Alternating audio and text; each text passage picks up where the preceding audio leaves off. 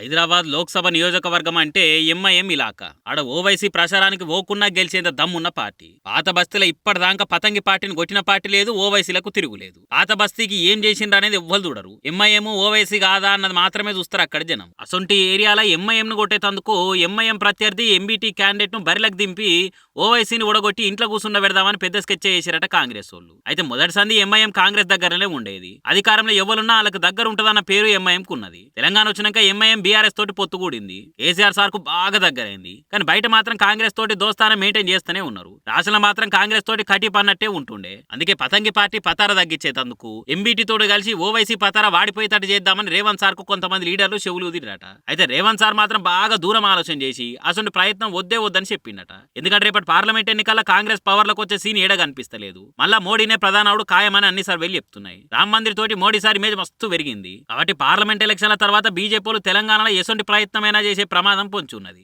కాంగ్రెస్ ఎమ్మెల్యేలను గుంజుకొని BJP BRS సర్కారును ఏర్పాటు చేసినా చేయొచ్చు. కీడెంచి మేలెంచాలి కాబట్టి బీజేపీలు అధికారం కోసం ఎంతకైనా తెగిస్తారు. మహారాష్ట్రలో చేసింది మర్చిపోతే ఎట్లా? అసొంటి విపత్కర పరిస్థితే వస్తే ఖచ్చితంగా ఆ టైంలో మనతో కలిసి నడిచేది ఎంఐఎంఏ. అందుకే ఓవైసీ జోలికి పోవద్దు, ఎంబీటీ తోటి నడవద్దు అని డిసైడ్ అయ్యారని గాంధీ భవన్ దిక్కు గుసగుసలు వినబడుతున్నాయి. ఏమో రాజకీయాలు ఏదైనా జరగవచ్చు కదా, చూస్తుండాలి మనం.